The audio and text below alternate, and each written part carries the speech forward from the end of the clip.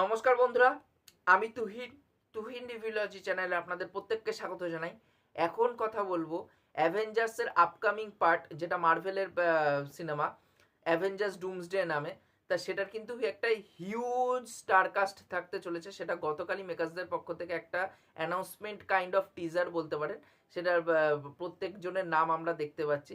সেইভাবে কিন্তু একটা ভিডিও কিন্তু ড্রপ করে দেওয়া হয়েছে মার্ভেলের পক্ষ থেকে। সেইটা নিয়ে আমার কি এক্সপেকটেশনস আছে এবং অ্যাভেঞ্জার্স ডুমসডে নিয়ে আমার কি এক্সপেকটেশনস আছে, সেই সব যাবতীয় বিষয় নিয়ে কিন্তু আজকে আপনাদের সাথে আলোচনা করব। তা এখানটায় বলে রাখি, মানে আমাদের যে ওজি এক্সমেনের যে গ্রুপটা আছে তাদের মধ্যে কিন্তু দুই একজনের নাম কিন্তু আমরা এখানটায় দেখতে পাচ্ছি। সেটা কিন্তু সত্যি খুব ভালো লাগছে। ফ্যান্টাস্টিক ফোরের নাম দেখতে পাচ্ছি। অন্যদিকে আমাদের শাংচি, সেও কিন্তু এই অ্যাভেঞ্জার্সের পার্ট হতে চলেছে, তারও কিন্তু এখানটার নাম দেখতে চলেছে। আমি ভেবেছিলাম হয়তো শাংচিরে পুরোপুরিভাবে বাদই দিয়ে দেওয়া হয়েছে, কারণ তার যে কোনো রেফারেন্স না সিনেমা না সিরিজ কোনো কিছুতে আমরা কিন্তু দেখতে পাচ্ছিলাম না। তা ফাইনালি শাংচির এখানটা কিন্তু নাম দেখতে পাচ্ছি। সেটা কিন্তু দেখে সত্যিই কোথাও না কোথাও মজা লাগছে। আমার মানে প্রচণ্ড একজন পছন্দের একজন মার্ভেলের ক্যারেক্টার। তার যে স্ট্যান্ডার্ডন একটা সিনেমা এসেছিল শাংচি, সেই সিনেমাটা কিন্তু আমার সত্যি খুব দুর্দান্ত লেগেছিল এবং মজাও পেয়েছিলাম আমি ওই সিনেমাটা দেখে। তা সেই কিন্তু এখানটায় থাকতে চলেছে। এবং তার সাথে সাথে কিন্তু এখানটায় ক্রিস হেমসওয়ার্থ, যে অ্যাকচুয়ালি থর, তারও কিন্তু নাম দেখতে পাচ্ছি। এবং ফ্যান্টাস্টিক ফোর, তাদেরও কিন্তু নাম এখানটায় দেখতে পাচ্ছি। পেড্রো পাস্কেলেরও নাম কিন্তু এখানটায় মেনশন করা হয়েছে। তাই একটা হিউজ স্টারকাস্ট থাকতে চলেছে। প্রায় 27 থেকে 28 জন, আমি নাম যা গুনে দেখলাম 27 থেকে 28 জনের নাম কিন্তু আমরা এখানটা দেখতে পাচ্ছি। সেটা সত্যি কোথাও না কোথাও খুব সুন্দর লাগছে। এখানটা কিন্তু লোকিও থাকতে চলেছে, মানে আমাদের লোকি, মানে দুর্দান্ত স্টারকাস্ট। মানে আমি মজা পেয়েছি কালকে ওই অ্যানাউন্সমেন্ট যে ভিডিওটা ড্রপ করেছে মার্ভেল, সেটা থেকে আমি সত্যি মজা পেয়েছি এবং হিউজ একটা এক্সপেকটেশন আছে। এবার তারা সেইভাবেই পোর্ট্রে করছে জিনিসটাকে, যেভাবে অ্যাকচুয়ালি করেছিল হচ্ছে থরের, থর বলছি কেন, অ্যাভেঞ্জার্স এন্ড গেম এবং ইনফিনিটি ওয়ারের ক্ষেত্রে থ্যানসকে অনেক আগের থেকে বিল্ড আপ দিতে গেছে। এবং তার সাথে সাথে কিন্তু একটা থান্ডার বোল্টসের রেড গার্ডিয়ান বলুন, বা এখন যে ফ্লরেন্স পার্ক যে এখন হয়ে গেছে ব্ল্যাক উইডো, নতুন একজন ব্ল্যাক উইডো, তারও কিন্তু এখানটা নাম দেখতে, সেইগুলো কিন্তু সত্যি খুব মজা দিতে পারছে। একটা কিন্তু ভালো অনসাম্বল একটা স্টার কাস্ট কিন্তু এখানটা দেখতে পাবো। এবং অ্যাট দ্য লাস্ট আমাদের ওজি, যে এখন টনি স্টার্ক নয়, সে এখন ডক্টর ডুম হয়ে গেছে, তাকে কিন্তু আমরা একদম লাস্টে গিয়ে দেখতে পাচ্ছি সে শেষে বসে আছে এবং মুখে করছে, এবং সে যখন উঠে এরকম করে হাত দেখাচ্ছে এতগুলো চেয়ার, সেটা কিন্তু আলাদা করে মজা দিতে পারছে। এবার দেখা তাকে কিভাবে এখানটায় প্রেজেন্ট করে, কারণ আমরা জানি টনি স্টার্ক মরে গেছে। এবার মার্ভেলের তো এখন মাল্টিভার্স ওই কনসেপ্টটা তো পুরোপুরিভাবে খুলে দিয়েছে নো ওয়ে হোম থেকে। এবার যখন মাল্টিভার্স কনসেপ্ট খুলে এসছে, এবার ডক্টর ডুমের ফেস কি করে টনি স্টার্কের সাথে মিলছে, এটা কিন্তু প্রপারভাবে আমি জাস্টিফিকেশান চাই। যদি এই জাস্টিফিকেশান না দিতে পারে, আমি কিন্তু পুরোপুরিভাবে ওই জায়গায় ধুয়ে রেখে দেবো, আমি সত্যি কথা বলছি। মানে তুমি যদি শুধু ক্যাশ গ্র্যাবের জন্য নিয়ে আসো এখানটায় টনি স্টারকে, মানে আরডিজেকে যদি তুমি মানে ক্যাশ গ্র্যাব, যেহেতু তার টনি স্টার্কের মানে আয়রন ম্যান ক্যারেক্টারটা পপুলার হয়ে গেছে মানুষের কাছে, সেটাই তুমি আবার এনক্যাশমেন্ট করতে চাইছো বক্স অফিসে, সেই কারণে তুমি তাকে নিয়ে এসো এবং প্রপার জাস্টিফিকেশন দিচ্ছ না যে কেন ডক্টর ডুমের সাথে টনি স্টার্কের মুখের এত সিমিলারিটিস আছে। সেটা যদি জাস্টিফিকেশন না দিতে পারো, মানে আমি সত্যি বলতে গেলে ধুয়ে দেবো। এবং কেভিন চাচা, আমাদের কেভিন চাচা দেখার যাকে এবার কিভাবে এটা পুরোপুরি সাজায়। এবং রুসো ব্রাদার্স অ্যাকচুয়ালি এটা ডিরেক্ট করতে চলেছে। বাট রুসো ব্রাদার্সের কিন্তু রিসেন্টলি তাদের, আমি সিনেমাটা দেখিনি, নেটফ্লিক্সে একটা সিনেমা বেরিয়েছে ইলেকট্রিক স্টেট বলে। ক্রিস প্যাট আছে এবং মিলি ববি ব্রাউন, যাকে আপনারা স্ট্রেঞ্জার থিংসে দেখেছেন। মিলি ববি ব্রাউন এবং ক্রিস প্যাট, এরা দুইজন আছে ওই সিনেমাটাতে। তো ওই সিনেমাটা কিন্তু একটা 300 মিলিয়ন এরকমই সামথিং, বোধহয় আমি বাজেটটা এখন ভুলে যাচ্ছি। বাট হিউজ একটা কিন্তু বাজেট কিন্তু ওই সিনেমার পিছনে লগ্নি করা হয়েছিল। বাট মানে মানে আউটপুটটা, সিনেমার যে আউটপুটটা, সেটা কিন্তু ভালো হয়নি। ক্রিটিক্স থেকে শুরু করে সাধারণ অডিয়েন্স সবাই কিন্তু সিনেমাটাকে ধুয়ে দিচ্ছে।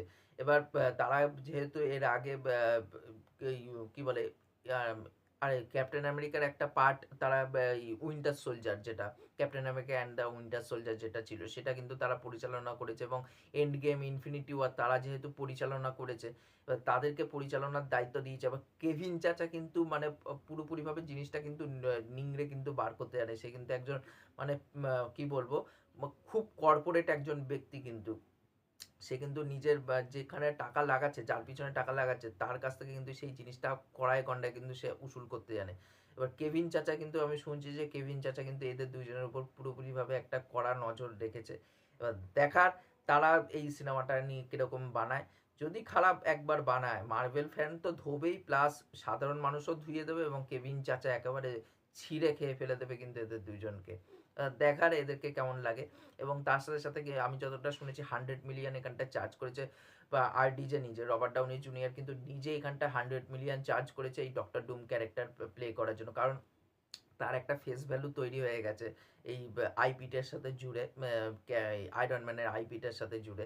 এবার তাকে কিভাবে এখানটা প্রেজেন্ট করে সেটাও হচ্ছে সব থেকে বড় দেখার। এবং তার কাছ থেকে যেহেতু সে 100 মিলিয়ন সব থেকে বেশি চার্জ করেছে এখনো পর্যন্ত RDJ, এবার তাকে কিভাবে প্রেজেন্ট করে এবং তার কাছ থেকে কিভাবে জিনিস নিংড়িয়ে বার করে কেভিন চাচা, সেটাও কিন্তু দেখার। তাকে কিন্তু ছেড়ে দেবেন না, মানে ছেড়ে দেবে না এটা ভাববেন না যে তাকে ছেড়ে দেবে, যেহেতু তার ফেস ভ্যালু এখন বেড়ে গেছে এবং তাকে এনক্যাশ করা হচ্ছে। এনক্যাশ করা হচ্ছে বলেই কিন্তু RDJ এত টাকা চার্জ করছে, এবং RDJের কাছ থেকেও কিন্তু মার্ভেল কিন্তু কড়ায় গন্ডায় এই জিনিসটা পুরো উসুল করে ছাড়বে কিন্তু।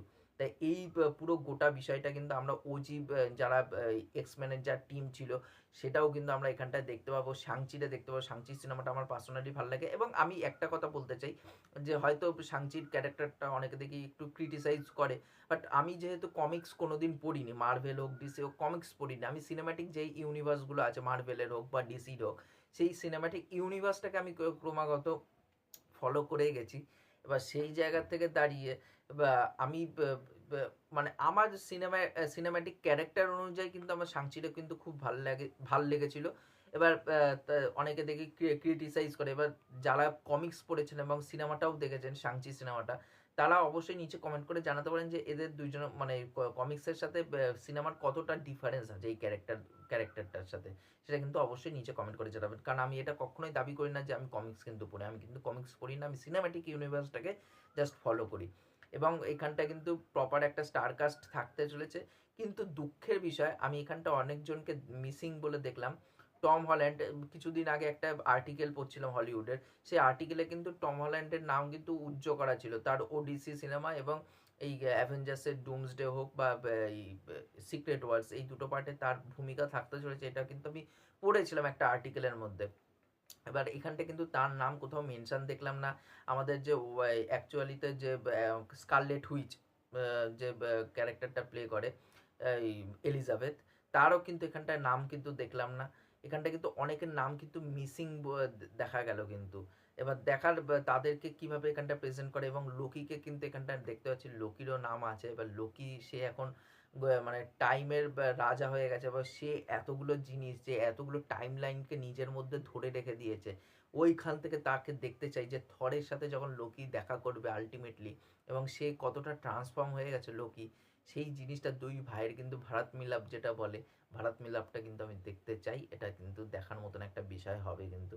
যে ভাই একে অপরের শত্রু ছিল, দুইজন দুইজনকে সহ্য করতে পারতো না, সেই ভাই যখন এখন ট্রান্সফর্ম হয়ে গেছে অন্যভাবে, লোকির কথা বলছি। এবার লোকি এবং থরের যে মানে ভাইয়ের যে ব্যাপারটা, এই ভারত মিলাপটা কিন্তু আমি অবশ্যই দেখতে চাই।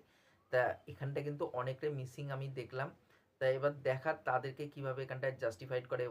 এবং এখানটা কিন্তু ফ্যালকনও কিন্তু থাকছে, আমাদের নতুন ফ্যালকনকে কিন্তু ইন্ট্রোডিউস করে দেওয়া হয়েছিল এই ক্যাপ্টেন আমেরিকা যেটা ব্রেভ নিউ ওয়ার্ল্ড এসেছিল, সেখানটা কিন্তু আমরা দেখতে পেয়েছিলাম। ওখানটায় নতুন ফ্যালকনকেও কিন্তু ইন্ট্রোডিউস করে দেওয়া হয়েছিল, এখানটাও কিন্তু তার নাম দেখতে পাচ্ছি স্টারকাস্টের মধ্যে। কিন্তু আমরা কিন্তু আমাদের যে ক্যাপ্টেন আমেরিকা, নতুন ক্যাপ্টেন আমেরিকা, তারও কিন্তু আমরা এখানটায় কোনো নাম দেখলাম না। এটাও কিন্তু একটা ভাবার বিষয়। এবং তার সাথে সাথে কিন্তু এখানটায় হাল্ককে দেখতে পাচ্ছি না। হাল্ক না থাকলে ভাই মজা আসে না ভাই, ওই হাল্কের ওই পাগালপান্তি ওইটা জাস্ট মজা লাগে দেখে। এবার তারও কিন্তু এখানটায় দেখলাম না, যে ক্যারেক্টারটা অ্যাকচুয়ালি প্লে করে মার্ক রাফেলো, তারও কিন্তু এখানটায় নাম দেখলাম না। এবার দেখার বাদবাকি কী হয়, অনেকটা এখানটায় মিসিং বলে মনে হচ্ছে। এবার দেখার সারপ্রাইজিং ফ্যাক্টর হিসাবে আনতেও পারে। এমন হলো যে তাদের মানে ডুমসডেতে তাদের প্রেজেন্সটা অত বেশি জোরালো হলো না, বা সিক্রেট ওয়ার্সে গিয়ে আমরা অ্যাভেঞ্জার সিক্রেট ওয়ার্সে গিয়ে তার প্রেজেন্সটা জোরালো দেখতে পারি। হয়তো হতে পারে এন্ড ক্রেডিট পোস্ট ক্রেডিট সিনে তার একটা প্রেজেন্স রেখে জাস্ট হুক পয়েন্টটা রেখে পরের পার্টের জন্য তাদেরকে তুলে রেখে দিল, এটাও হতে পারে। এবার দেখার বাদ বাকি কী হয়, এবার কি কি সারপ্রাইজ এখানটায় থাকে এবং ভিলেন কে কে থাকতে চলেছে সেটাও কিন্তু বড় একটা ব্যাপার। কারণ এতগুলো যখন সুপার হিরো নেওয়া আছে, ভিলেনকে তো ডক্টর ডুম তো ভিলেন তো থাকছে এবং তার সাথে সাথে আরও কিছু তো ভিলেন ইন্ট্রোডিউস করতে হবে, দেখার সেটা কবে ইন্ট্রোডিউস হয়। তা এই ছিল আমার ওভারঅল বক্তব্য। আমি সিনেমাটা নিয়ে কিন্তু খুবই এক্সাইটেড আছি। একটা মনের মধ্যে ভয়ও কাজ করছে, যেহেতু রুসো ব্রাদার্স এখন তাদের কাজগুলো সেইভাবে অ্যাপ্রিসিয়েট হচ্ছে না। একটা গ্রে ম্যান বলে একটা সিনেমা বানিয়েছিল নেটফ্লিক্সের, ওই যেখানটা ধানুষও ছিল, তো ওইটাও কিন্তু অতটাও ভালো সিনেমা ছিল না, ওটা আমার দেখা। বাট এই সিনেমাটা আমি দেখিনি, ইলেকট্রিক স্টেটটা, ওটা দেখবো যতটা তাড়াতাড়ি পারবো, দেখে যদি পারি তো অবশ্যই রিভিউ শেয়ার করব। তা এবার দেখার তারা কীভাবে এই সিনেমাটাকে হ্যান্ডেল করে। তা এই ছিল আমার ওভারঅল বক্তব্য। ভিডিওটি ভালো লাগলে অবশ্যই লাইক শেয়ার সাবস্ক্রাইব করে পাশে থাকবেন, তাহলে মোটিভেশন পাবো নতুন নতুন ভিডিও বানানোর জন্য। এবং তার সাথে সাথে যদি আপনারা এই সিনেমাটা নিয়ে কতটা এক্সপেকটেশন আছে আপনাদের এবং এই স্টার কাস্টটা দেখে আপনাদের মনের মধ্যে কী কাজ করছে সেটা কিন্তু অবশ্যই নিচে কমেন্ট করে জানাতে পারেন। এখনকার মতন টাটা, বাই।